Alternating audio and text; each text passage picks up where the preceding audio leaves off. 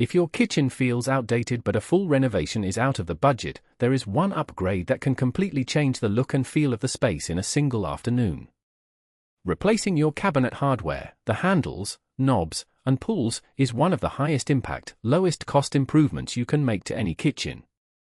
We are talking about a project that costs between $30 and $150 depending on how many cabinets you have, takes about 2 to 3 hours, and requires almost no experience. If you can use a screwdriver, you can do this. Before we get into the steps, let's talk about picking the right hardware, because this is where most people get tripped up. The single most important number is the hole spacing, or what the hardware industry calls the center-to-center measurement. This is the distance between the two screw holes on a pull, measured from the center of one hole to the center of the other. The most common spacing is 3 inches, but you will also find 3 3/4, 4, and 5-inch options. Before you buy anything, measure your existing hardware or measure between the holes on your cabinet doors directly. If you choose hardware with the same spacing, installation is completely straightforward. If you go with a different spacing, you may need to fill old holes and drill new ones. We will cover that option in a moment. For style, think about the finish already in your kitchen. Stainless appliances pair beautifully with brushed nickel or matte black. If you have warm-toned fixtures, brass or bronze hardware will feel intentional and cohesive. Bar pulls give a modern, clean look. Cup pulls are great for drawers and have a more traditional feel.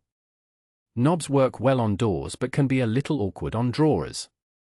There is no wrong answer here, just make sure you pick one finish and stick with it across all your cabinets. Mixing finishes rarely looks good unless you really know what you are doing. Now let's go over what you will need. Grab a Phillips head screwdriver. A manual one works fine, but a cordless drill with a screwdriver bit will save you a lot of time. You will also need a measuring tape, a pencil, and a level or a simple hardware installation template, which you can find online for a few dollars or sometimes free at hardware stores. If you are changing hole spacing or filling old holes, pick up a small container of wood filler, some fine grit sandpaper around 220 grit, and a small bottle of touch-up paint that matches your cabinet color. And of course, your new hardware and any screws that come with it. Most pulls include screws, but double-check that they are the right length for your cabinet door thickness. Standard doors are usually 3/4 of an inch thick, and the screws should protrude through the door far enough to thread securely into the hardware. Let's start with removing the old hardware. Open the cabinet door or drawer and look at the back side. You will see a screw or screws coming through from the front. Use your screwdriver or drill on reverse to back those screws out. Once the screws are free, the old knob or pull will come right off the front.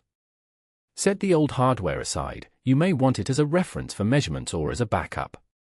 Do this for every piece of hardware before you start installing the new pieces. It is much easier to do all the removal in one pass. If your new hardware has the same hole spacing as the old hardware, installation is simple. Hold the new pull against the front of the door, thread the screws through from the inside, and tighten them down. Do not over-tighten, you just want them snug. If you crank them too hard, you can crack the cabinet face or strip the screw hole, and then you have a bigger problem. A hardware installation template is really useful here to make sure every pull ends up in the same position on every door. Consistency is everything. Even a slightly crooked or misaligned pull will jump out at you every time you walk into the room. Now here is the part that trips people up. What if you are changing the hole spacing or adding pulls to doors that only had knobs before?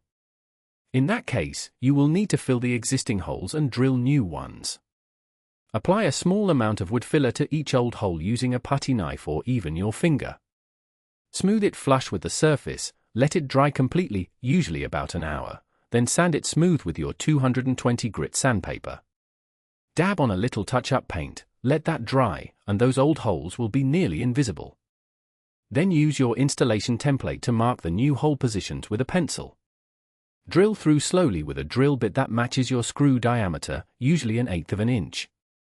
Go slow, use a sharp bit, and place a scrap piece of wood behind the door while you drill to prevent the wood from splintering on the exit side.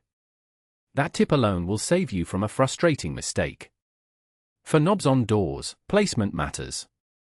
A good rule is to position the knob about 2 to 2.5 inches from the corner of the door, either the top corner for upper cabinets, or the bottom corner for lower cabinets. This feels natural and looks intentional. For pulls on drawers, centering the pull both horizontally and vertically on the drawer face almost always looks right. Once all your new hardware is installed, take a step back and look at the whole kitchen. You will notice right away whether anything is off, a pull that is tilted, or one that sits a little higher than the rest. It is worth taking the extra 5 minutes to adjust anything that looks wrong. Just loosen the screws slightly, shift the pull into position, and retighten. A couple of quick tips before we wrap up. If you have soft close hinges, check that the added weight of heavier hardware does not affect how the doors close. Occasionally you may need to adjust the hinge tension, which you can usually do with a simple screwdriver turn on the hinge itself. Also, if you are shopping for hardware on a budget, check the clearance sections at home improvement stores or look at online retailers where you can often buy in bulk and save significantly. Sets of 10 to 20 pulls often come at a much better per piece price than buying individually. So here is what we covered today. You learned how to measure your existing hole spacing before buying new hardware, how to choose a finish that works with your kitchen, how to remove old hardware and install new pieces cleanly and consistently, and how to fill old holes and drill new ones if you are making a bigger change. Total cost for most kitchens runs between $30 and $150. Total time is 2 to 3 hours. Skill level is beginner friendly. This is genuinely one of the easiest upgrades you can do, and the visual payoff is immediate. If this helped you out, hit subscribe. We put out practical, no-nonsense home improvement guides every week, covering everything from quick weekend fixes to bigger projects. There is a lot more coming, and we would love to have you along for it.